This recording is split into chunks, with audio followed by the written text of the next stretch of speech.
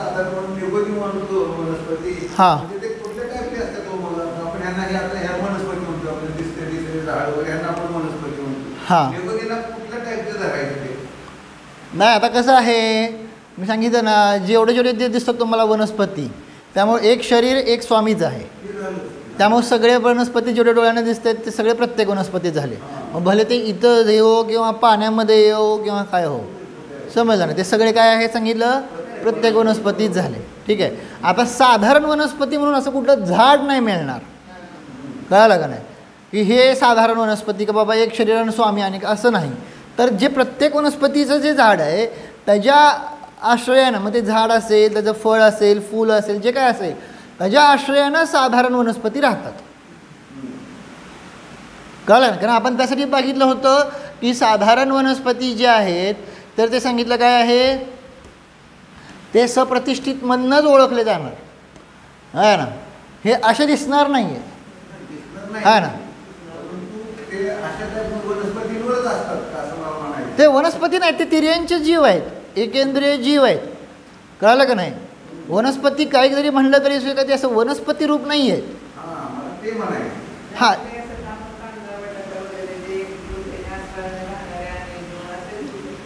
हां आता ती कांतारा रूपात आपण ते आता पुढे आता बघू येतं आहे का नाही. परंतु बरोबर आहे ना. तर तिथं सांगायचा अभिप्राय काय आहे की तिथं ते जे आहेत ना म्हणजे वनस्पती काही कामध्येच त्यांना मोजलेलं आहे साधारण वनस्पतींना निगोदी जीवांना वगैरे. पण वनस्पती म्हणजे ते अशी कुठली वनस्पती म्हणजे असं हे नाही आहे. ते तिर्यांचे केंद्रीय जीव आहेत हा ना. बादर असेल तेव्हा तुम्हाला ते वनस्पती रूपानं वगैरे थोडेफार दिसतील ते पण स्थूल बादर असतील तेव्हा. कळलं का नाही.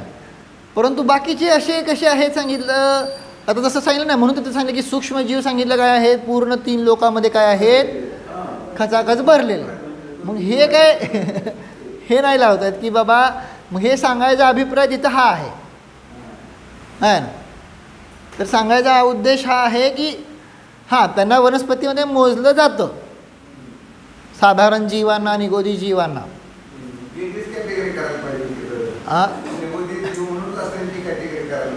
नाही मग निगोदी म्हणलं तर मग ते कुठले कायिक येतात प्रश्न येतो ना. मग ते वनस्पती कायिकच आहेत. वनस्पती हे ज्यांचं शरीर आहे. आलं लक्षात. बरं आता ते वनस्पती म्हणजे आपल्याला काय वाटतं की जे असं उगवतं ते हेच डोक्यात असतं. पण हे पण शेवटी ते जीव आहेत ना. तसं हे पण काय आहेत एक जीव आहेत. आता जसं तुम्ही आता सांगितलं आता उदाहरण कांदा बटाटा वगैरे मग ते जे जीव आहेत ते वनस्पती कायिकच आहेत. तो तर एक प्रत्येक वनस्पती आहेच आहे पण त्याच्या आधारे राहणारे सुद्धा वनस्पती कायिकच आहेत साधारण वनस्पती जे निगोदी आहेत. कळलं हां. तर अशा प्रकारे हे अजून काय प्रश्न असतील तर आजच विचारून घ्या आहे ना. तर अशा प्रकारे काय आहे इथं आपण हे पाहिलेलं आहे प्रतिष्ठित ओळखायचं चिन्ह पण पाहिलं. हां आता तिथं हे पण तुम्हाला सांगायचं होतं की आज असा पण प्रश्न उत्पन्न केला जातो अनेक वेळा. काय आपण हे बघितलं होते का नाही आपण हे सगळे हे सप्रतिष्ठित पण आहेत आणि अप्रतिष्ठित पण आहेत. मग कोणी विचारेल की मग मूळ किंवा काय सांगितलं कंद हे पण अप्रतिष्ठित होतील की आहे ना असं सांगतेत असे म्हणतात. मग ते बरोबर आहे की त्याला जे प्रोसेस न होऊ शकेल पण तिथं अनंत जीवांची काय होते सांगितलं हिंसा होते. कळालं का नाही. तेव्हा कुठं ते हे होतात. आणि दुसरी गोष्ट तिथं सांगितलं काय तरीसुद्धा त्यांचं उत्पत्ती स्थान संपत नाही. म्हणून आपण तिथं सांगितलं होतं काय की तोपर्यंत सप्रतिष्ठित खाली सांगितलं होतं का नाही की भलेही हे झालं परंतु तिथं अजून उत्पत्तीचं स्थान नाही संपलं. कळालं का नाही. तिथं अजून जी उत्पत्ती काय आहे हां. म्हणून मग त्यांना आपण काय सांगितलं त्या कंद आणि मुळांना सांगितलं त्याग सांगितलं.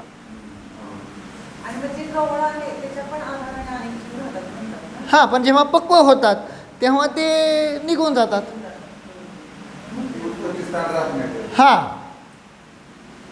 कळालं का.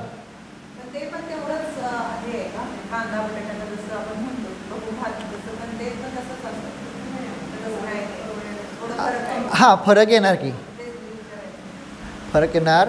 हां ना, कारण महत्त्वाचं कसं आहे ना, इथं सूर्य मिळतो ना, सूर्य वगैरे किरण वगैरे मिळतात का नाही, म्हणून तर तिथं सांगितलं ना की जेव्हा सूर्याची किरणं वगैरे मिळतात तिथं तेव्हा जीवाची उत्पत्ती काय होते, ऑटोमॅटिक कमी होतं आहे ना. त्या जे खाली येतात ऑलरेडी आहे ना, तिथं सूर्याची किरणच काय होत नाहीत, जातच नाहीत. समजलं का नाही, त्यामुळे तिथं जीवाची उत्पत्ती काय होते, जास्त. आणि हे आपण आपल्या इथं पण बघतो, जिथं बघा व्हेंटिलेशन चांगलं आहे तिथं जीवाची उत्पत्ती काय होते, ऑटोमॅटिक हे होते. आणि जिथं काय होत नाही तिथं, आता कपडेसुद्धा तुम्ही वाळू घालायला कुठं घालता, आहे का नाही, मग तुम्ही किती पण त्या ह्याच्यामध्ये घाला काय आहे ना, त्याचं जे हे यायला पाहिजे ते सगळे जीव कधी होता सांगितलं आपण, उन्हात घातल्यावरच काय होतं चांगलं, हां म्हणजे त्यातले जीव वगैरे हे होतात. आता ती चर्चा मोठी आहे. आता त्या दोन अपेक्षेने दोन मत आहेत. कोणी म्हणतात काय की ते चालतं आहे, हळद वगैरे सुंठ वगैरे कळलं का, हे तुम्ही असं हे केल्यावर प्रोसेस केलं, पण काहींचं म्हणणं आहे की नाही चालत. म्हणून तुम्हाला सांगितलं काय की इथं असतानाच म्हणजे ते कथनच असं आहे की दोघांचं दोन आहेत, जिनमता म्हणजे असे दोन मान्यता आहेत. आता ते तुम्ही तुमच्या तर्कानं तुमच्या विचारानं तुमचं तुम्ही सिद्ध करा बघा. हां मग मी ते सांगितलं की ते कांदासुद्धा वाळवला, मग जी प्रोसेस इथं केली ती त्याला करूनसुद्धा होऊ शकते असे प्रश्न विचारतात.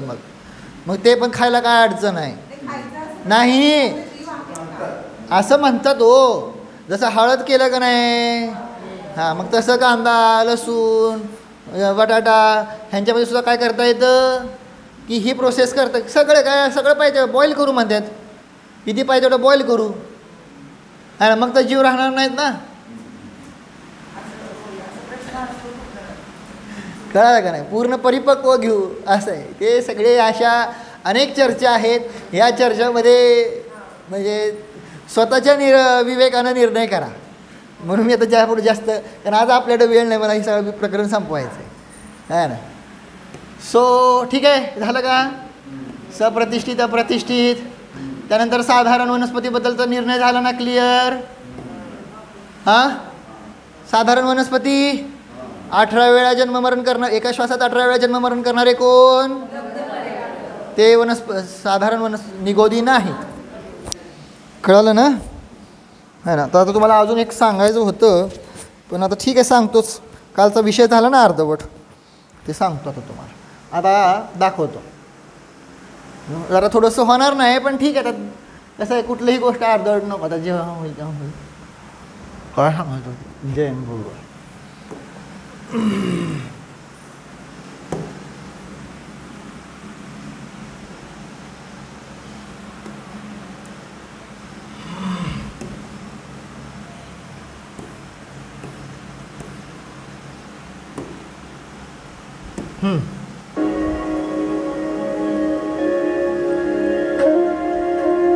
म्यूट कुठं करायचंय,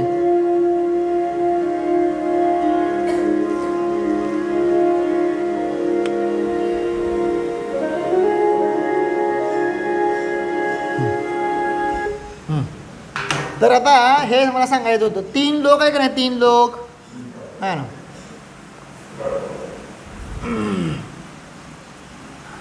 सगळ्यांना दिसतं ना हे 3 लोक, दिसतंय का सगळ्यांना. जी क्वालिटी कशी काय वाढ,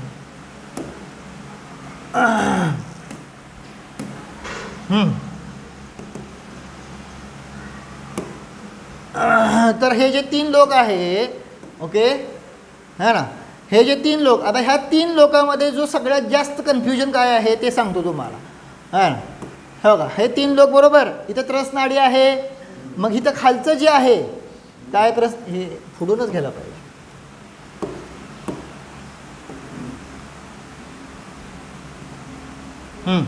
हो का, तर हे मग इथं मी हे लिहिलेलं आहे, हे दिसतं सगळ्यांना. हे 3 लोक, त्रस नाडी दिसली सगळ्यांना, त्रस नाडी. मग खालचा एक राजू दिसतोय का सगळ्यांना. मग त्या एक राजूमध्ये काय आहे, कलकल पृथ्वी आपण म्हणतो, पण ॲक्च्युली पृथ्वी काय नाही आहे. 7च पृथ्वी आहेत ना, अजून कुठली पृथ्वी आली.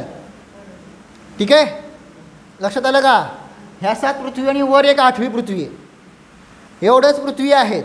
मग खाली काय आहे ना. मग लोक काय म्हणतात की निगोदी जीव. कळलं का? खूप जण म्हणतात नित्य निगोदी, मग हे त्यांचं कथन सगळं चुकीचं आहे. आता खाली जे आहे ते तिथे दिसतं, आता हे खाली बघा इथं, हा एक राजू प्रमाण आहे का नाही, ह्यामध्ये त्रस जीव बिलकुल नाहीत, त्यामुळे त्रसनाडी तर दाखवलेली नाही आहे. पण इथं कोण आहे सांगितलं तर फक्त एकेंद्रिय जीव म्हणायला पाहिजे. नित्य निगोदी राहतात असं नाही आहे. फक्त नित्य निगोदी राहतात का? है ना, इतर निगोदी पण आहेत आणि फक्त निगोदी आहेत का? काय बाकीचे जीव नाहीत का? बाकीचे म्हणजे निगोदी म्हणजे फक्त काय झाले, वनस्पती कायिक झाले, पृथ्वी कायिक, जल कायिक, कळलं का ना, अग्नी कायिक, वायू, बाकीचे नाहीत का? मग हे सगळे चुकीचे कन्सेप्ट होतात. सो इथं जे आहे खालची एक राजू, खालची जी पृथ्वी त्याला कलकल भूमी म्हणतात, कळलं का? तर इथं कोण फक्त एकेंद्रिय राहतात हे सामान्य कथन बास. आता त्या एकेंद्रियामध्ये कुठले एकेंद्रिय राहतात ते नंतर चर्चा बघूया, त्याची आत्ता काय हे नाही. कळलं का काय म्हणलं तुम्हाला? इथं खूप जण म्हणतात काय इथं फक्त नित्य निगोद आहे. नित्य निगोद कुठे आहे विचारतं म्हणतात खाली एक राजूमध्ये. हा चुकीचा कन्सेप्ट आहे. खाली आहे नित्य निगोदी जीव, पण तिथंच फक्त नित्य निगोदी असं नाही ना, सगळीकडे आहे निगोदी आहे जीव, सांगितलं का नाही, खचाखच भरलेले आहे सगळीकडं. सो नित्य निगोद आणि इतर निगोद कशाच्या अपेक्षेने आहे? तो जीव आत्तापर्यंत बाहेर आला नाही त्याला म्हणलं नित्य निगोद, आणि जो ऑलरेडी बाहेर येऊन परत निगोदी झालेला आहे त्यांना काय म्हणलं? ह्या अपेक्षेने त्यांना आहे, जागेच्या अपेक्षेने नाही आहे. सो इथं खाली नित्य निगोद आहे असं जे सांगितलं जातं तो एक चुकीचा कन्सेप्ट आहे. आणि फक्त निगोदच नाही तर इथं सगळे एकेंद्रिय आहेत एवढं तुम्हाला सांगतो. समजलं का? इथं नुसतं, कारण निगोदी म्हणलं तर फक्त वनस्पती काही घेतील ना, तर नुसतं वनस्पती काही नाही आहे, तर इथं सगळे काय आहे सांगितलं, एकेंद्रिय जीव आहेत. समजलं? म्हणून मी काल ते सांगता राहिलं होतं, पण आता मला नेट आहे तर पडदिशी सांगून द्या. आता विषय क्लिअर झाला ना? समजलं का नाही? हे आपलं माहिती आहे ना, त्रसनाडीमध्ये काय आहे, इथं ही जी लाईन दिसते का नाही, ह्या त्याच्या लाईन जी दिसते ना, इथं मध्य लोक आहे, बघून घ्या व्हिडिओ पाहिजे नंतर, है ना. हा सगळा ऊर्ध्वलोक आहे आणि हा सगळा काय आहे, अधोलोक. आणि अधोलोकामध्ये इथं 7व्या नरकापर्यंतच त्रसनाडी आहे. 7व्या नरकाच्या खाली पण अजून भूमी आहे, तिथं नाही त्रसनाडी, तिथं त्रसजीव नाही आहे. त्रसजीव संपले 7व्या नरकापर्यंतच आहेत, कळलं का? आणि त्या खाली मग जी एक राजू येतं है ना, ते किती सांगितलं, तिथं फक्त एकेंद्रिय जीव राहतात. सामान्य कथन बास एवढंच. समजलं? आता तिथं हे सांगायचं होतं काय की म्हणून त्रसनाडीची साईज किती सांगितली. आता सामान्य कथनात लिहिलं जातं 14 राजू, पण ॲक्च्युली 14 राजू नाही आहे. हाईट किती आहे सांगितलं तर 13 राजूला पण काही कमी हा ना. कमी काय केलं तर ते 7व्या नरकाच्या खाली जी पृथ्वी म्हणलं ना, तिथं त्रसनाडी नाही आहे, ती त्याची साईज आहे 7व्या नरकाची, ठीक आहे ना. आणि ऊर्ध्वलोकामध्ये है ना, तिथं पण ऊर्ध्वलोकामध्ये जी एकदम टॉपला आहे का नाही, तिथं पण त्रसजीव नाहीत. समजलं का नाही? सर्वार सिद्धीच्या वर सिद्ध भगवान आहेत, पण त्रस आहेत का ते?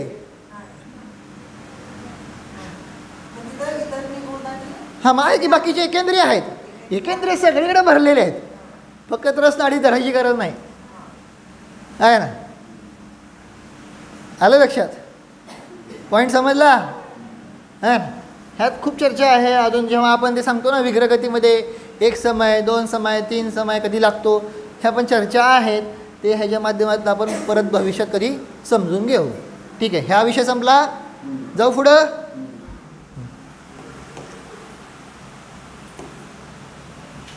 ओके, आता पुढं काय घटवलेलं आहे. हां, आता तुम्हाला मी म्हणलं होतं का नाही, हां, बादर निगोदिया जीवों के शरीर का आधार का स्वरूप.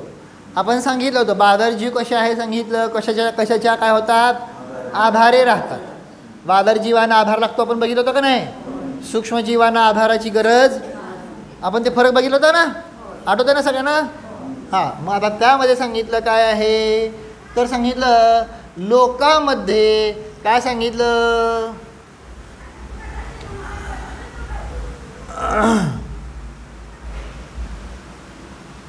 आहे ना, लोकामध्ये एक स्कंद, त्या स्कंदामध्ये एका अंडरमध्ये आणि एका अंडरमध्ये एका आवासामध्ये आणि एका आवासामध्ये एक पुलवी आणि त्या पुलवीमध्ये एक शरीर, असं एकात एक लावायचं. पहिल्यांदा उदाहरण समजून घ्या, मग तुम्हाला पुढं कळेल काय लावायचं आणि कसं लावायचं ते, आहे का नाही. पहिल्यांदा मध्य लोकामध्ये काय आहे सांगितलं, एक एक्झाम्पल जम्बूद्वीप. जम्बूद्वीपामध्ये हां, मग भारतादी किती क्षेत्र आहेत, क्षेत्र किती आहेत जम्बूद्वीपामध्ये, क्षेत्र किती,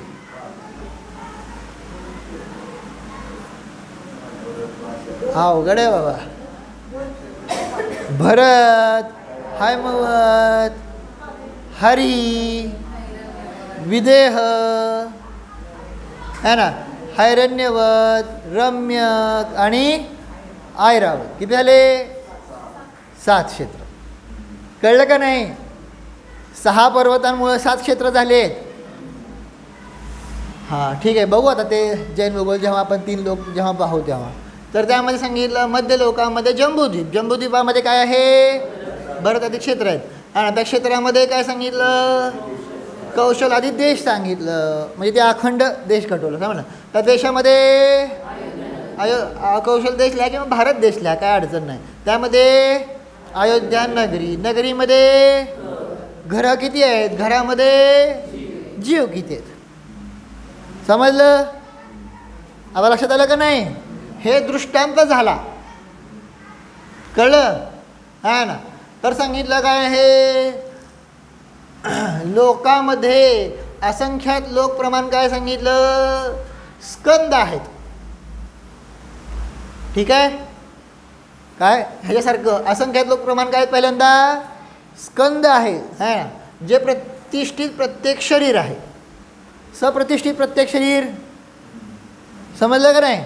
हां, आता एका स्कंदामध्ये असंख्यात लोक प्रमाण काय आहे सांगितलं, अंडर आहेत आहे ना. एका अंडरामध्ये असंख्यात लोक प्रमाण आवास, एका आवासामध्ये असंख्यात लोक प्रमाण गुणित, प्रमाण म्हणजे गुणितच पुलवी, आणि एका पुलवीमध्ये असंख्यात लोक गुणा शरीर, आणि एका शरीरामध्ये अनंत अनंत काय आहेत, जीव झाले. समजलं का आता काय झालं, किती जीवांची संख्या आली, वाढली, कळली का तुम्हाला. भावासन झाले का परत सांगू दे, आहे ना. जसं उदाहरणार्थ आपण सांगितलं कोणी सप्रतिष्ठित वनस्पती आहे ना, ती सप्रतिष्ठित प्रत्येक वनस्पती आहे का नाही, ती म्हणजे स्कंद आहे. आणि एक स्कंद नाही ना, असे किती आहेत, किती स्कंद आहेत ह्या जगामध्ये, हां. तर सांगितलं असंख्यात लोक एवढे स्कंद आहेत. स्कंद नाव दिलं त्याला, स्कंद म्हणजे फांदी नाही लावायचं. स्कंद काय दिलेलं आहे, त्याला एक नाव दिलेलं आहे. नाव समजतं ना तुम्हाला, आहे ना. मग एका स्कंधामध्ये सांगितलं काय आहेत, किती असंख्यात लोक गुणा अंडर आहेत. एकापेक्षा एक हे असंख्यात लोक गुणा वाढत चाललेलं आहे, ते नाव दिलेलं आहे. कळालं का नाही. जसं इथं उदाहरण सांगितलं तुम्हाला, पहिल्यांदा एक अख्खा मध्यलोक, मध्यलोकामध्ये एकच द्वीप आहे का, किती द्वीप आहेत, द्वीप विचारलं किती मध्यलोकामध्ये, प्रश्न नीट समजून घ्यायचा असतो. मध्यलोकामध्ये द्वीप किती, असंख्यात, घाबरायचं कशाला करूच ठेवू, असंख्यात. मध्यलोकामध्ये द्वीप किती, मग आता एका द्वीपामध्ये क्षेत्र किती, असं ते घटवलेलं आहे. एका क्षेत्रामध्ये देश किती, एका देशामध्ये नगरी किती, एका नगरीमध्ये घरं किती, आणि एका घरामध्ये जीव किती. हे जसं घटवलं आहे तसं हे आहे. म्हणजे निगोदी जीवांचं स्वरूप जर बघायचं आहे तर ते इथं मिळतं आपल्याला. म्हणजे किती निगोदी जीव असतील तुम्ही इमॅजिन करा आता, आहे ना. पहिल्यांदा तर सांगितलं लोकांमध्ये जे स्कंद आहेत ते असतानाच असंख्यात लोक एवढे स्कंद आहेत ऑलरेडी. त्यातला एक स्कंद फक्त घेतला आता, त्या एका स्कंदामध्ये अंडर किती आहेत, ह्याच्यापेक्षा असंख्यात लोक गुण आहेत. एका अंडरमध्ये आवास किती आहेत, ह्याच्यापेक्षा असंख्यात लोक गुणा. एका आवासामध्ये पुलवी किती आहेत, ह्याच्यापेक्षा असंख्यात लोक गुणा. एका पुलवीमध्ये शरीर किती आहे, ह्याच्यापेक्षा, आणि एका शरीरामध्ये जीव किती, अनंत अनंत. आणि हे कशात बघितलं आपण, सप्रतिष्ठित प्रत्येक एका शरीरामध्ये बघितलं. मग आता तुम्हाला लक्षात आलं का आता की जे सप्रतिष्ठित प्रत्येक शरीर आहे त्यामध्ये अनंत अनंत जीव आहेत. अनंत अनंत जीव एका शरीरामध्ये. हे बाकीचं सगळं कॅल्क्युलेशन केलं तर किती संख्या मोठी होईल जीवांची. म्हणून त्यासाठी तुम्हाला ह्याचं उदाहरण दिले अगोदर. इमॅजिन झालं का आता किती मोठी संख्या होणार. म्हणून तिथं सांगितलं काय की त्या सप्रतिष्ठित वनस्पती किंवा जे सांगितलं ना कंद मूळ का खायचं नाही, तर एवढे जीव काय होतात तिथं सांगितलं आहेत. त्यापेक्षा पुढं जाऊन सांगितलं काय की जे काय आहे तुमचे कंद आहेत का नाही त्यांचं काय केलं, समजा कांदा असेल बटाटा असेल त्याचं काय केलं, एक सुई घेतली, त्या सुईचं टोक ते आपण त्यात घातलं समजा आणि काढलं, तर त्या एका टोकावर जीव किती.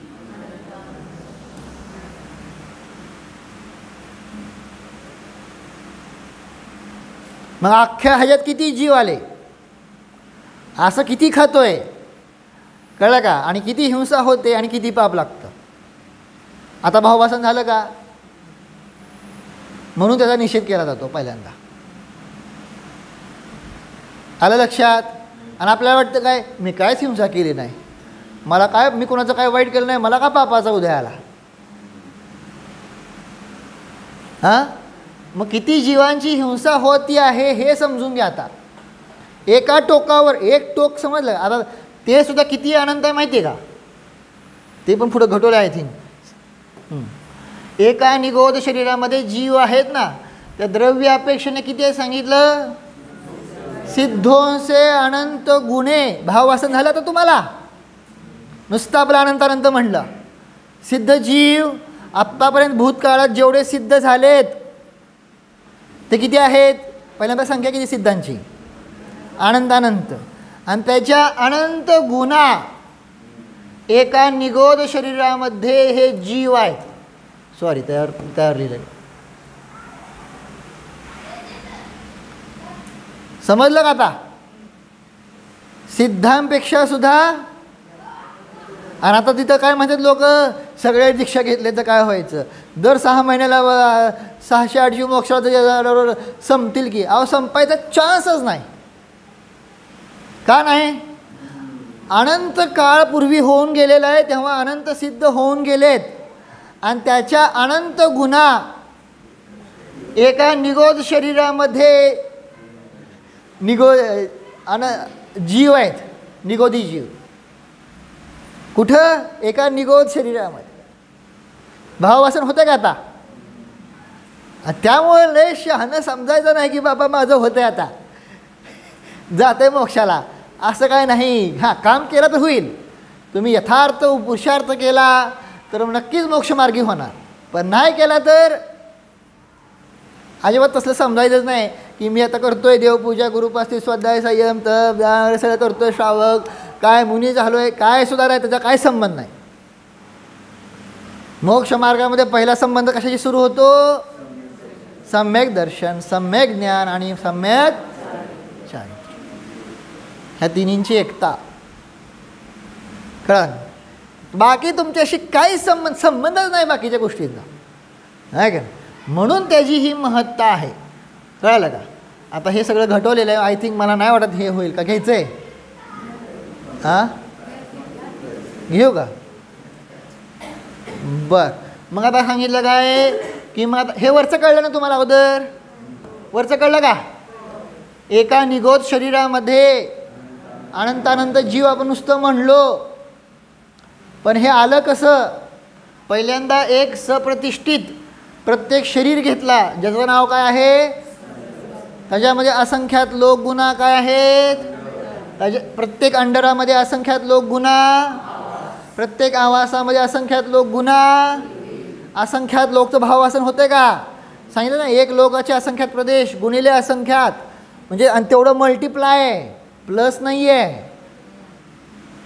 भाववासन होतं का, केवढी मोठी संख्या होत चालली आहे.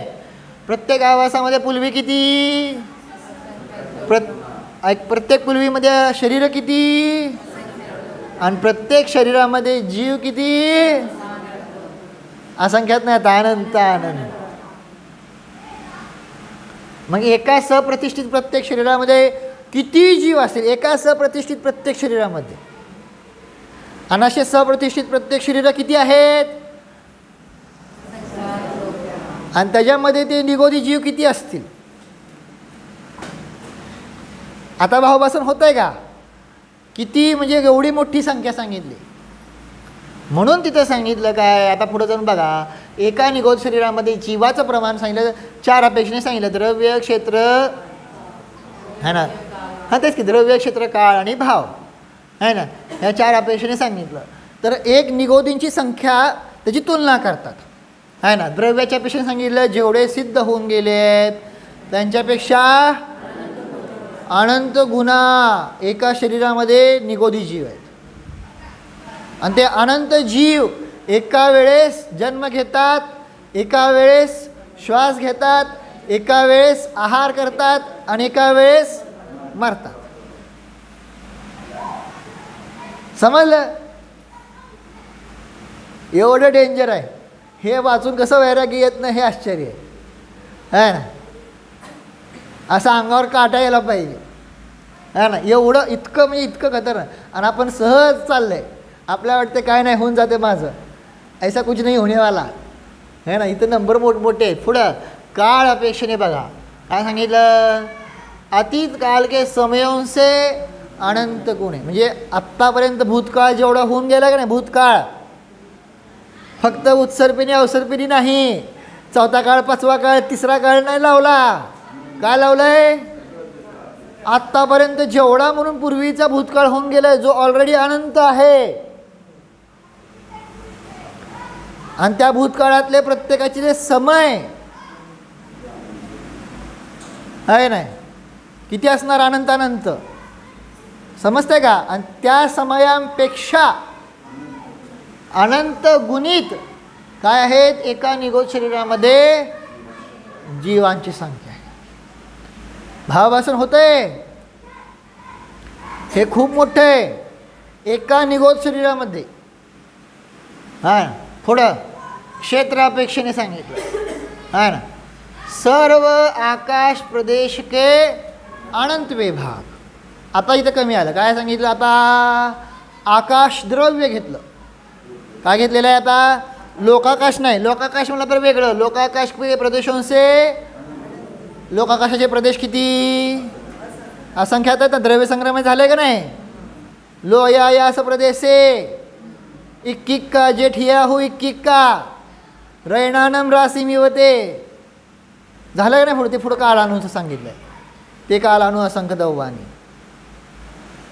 है ना. मग सांगायचं लोकाकाशाचे प्रदेश किती आहेत, असंख्यात आहेत, आणि त्याच्यापेक्षा अनंत गुणा काय सांगितलं, एका निगोद शरीरामध्ये जीवाचं प्रमाण. पण आता आकाशद्रव्य जर बघितलं तर आकाशद्रव्य खूप मोठं आहे. म्हणजे त्या आकाशद्रव्याचा काय येणार, फक्त अनंतवा भाग, है ना. एवढे काय असणार, एका निगोदामध्ये तेवढे जीव असतात, अनंतवा भाग, पूर्ण मोठाच्या मोठा आकाशद्रव्य, स्पेस, रिकामा स्पेस आहे सगळा, तिथं काही सुद्धा नाही आहे. ओके, पुढे जाऊ. आता भावाच्या अपेक्षेने सांगितलं तर केवळ ज्ञानाचे जे अविभाग प्रतिच्छेद आहेत त्याचा अनंतवा भाग. हे सगळ्यात केवळ ज्ञानाचे अविभाग प्रतिच्छेद म्हणजे काय माहिती आहे का, हे जे आहे ना केवळ ज्ञानाचे अविभाग प्रतिच्छेद, हे म्हणजे उत्कृष्ट अनंत अनंत आहे. अनंत अनंताचे परत तिथं भेद केलेत ना, जर तुम्ही संख्यामान जेव्हा बघचाल तेव्हा कळेल. जघन्य अनंत अनंत, मध्यम अनंत अनंत आणि उत्कृष्ट अनंत अनंत, कळलं का. बाकी सगळ्या चर्चा मध्यम अनंत अनंतच्या आहेत, परंतु केवळ ज्ञानाचे जे अविभाग प्रतिच्छेद आहेत, अविभाग प्रतिच्छेद म्हणजे काय, ज्ञान होतं आहे का नाही, एक ज्ञान होतं आपल्याला, त्या ज्ञान होत असताना शक्ती लागते का नाही. जे कुठलं ज्ञान होतं, एक एक्झाम्पल तुम्हाला सांगतो, त्या ज्ञान होत असताना जे सांगितलं की शक्ती लागते, त्या शक्तीचा लास्ट अंश त्याला म्हणतात अविभाग. अविभाग म्हणजे ज्याचा पुन्हा विभाग होणार नाही, असे प्रतिच्छेद म्हणजे काय सांगितलं, शक्ती अंश आणि प्रतिच्छेद म्हणजे शक्ती अंश, जो लास्ट शक्ती आहे. मग ते ज्ञान होत असताना म्हणजे एका ज्ञानामध्ये किती अविभाग प्रतिच्छेद असतात. एक सामान्य ज्ञान असेल तर त्यामध्ये सुद्धा अनंत अनंत अविभाग प्रतिच्छेद असतात. आणि हे तर कसलं ज्ञान आहे? कसलं ज्ञान आहे? मग त्याच्यामध्ये तर किती असणार? मग त्याच्यामध्ये जे अविभाग प्रतिच्छेद आहेत ते सांगितलं उत्कृष्ट अनंत अनंत. ह्याच्यापेक्षा कुठलीही संख्या मोठी नाहीच आहे ह्या विश्वामध्ये. केवळ ज्ञानाचे जेवढे अविभाग प्रतिच्छेद आहेत ते तुम्ही जेव्हा बघचाल ना तेव्हा तुम्हाला महिमा येईल केवळ ज्ञान म्हणजे काय असतं. त्यासाठी तुम्हाला संख्यामान बघावं लागेल आहे ना. तर त्यासाठी सांगितलं काय उत्कृष्ट जे सांगितलं काय आहेत अविभाग प्रतिच्छेद. आता त्याचा काय येणार? हा एक छोटासा अनंतवा भाग, खूप छोटा. हां आहे की, पण ते आता भावाच्या पेक्षाने घटवायला लागलेत ते आहे ना. पुढं आता आणि जर सर्वावधी ज्ञान माहिती आहे का नाही? अवधी ज्ञानाचे 3 भेद कुठले? देशावधी, सर्वावधी आणि परमावधी. त्यातला दुसरा कोण येतोय? मग त्या सर्वावधी ज्ञानाचा विषयभूत जे भाव आहेत है ना त्या म्हणजे ते अविभाग प्रतिच्छेद त्याच्या काय आहे सांगितलं? अनंत गुणा. कोण आहेत अनंत गुणा? एका निगोद शरीरामधले जीव. भावासन झालं आहे ना. आता जर नाही कळलं तर मग मी काय करू शकणार नाही. आता समजून घ्या. आता मी म्हणणार नाही उद्या सांगतो म्हणून काय. सो आता काही महिने सुट्टी आहे ना. आता काही महिने क्लास तर होणार नाही. सो लक्षात आलं आहे ना. समजलं का सगळ्यांना? हां अजून काय प्रश्न असेल तर विचारा, नाही तर थांबूया आता.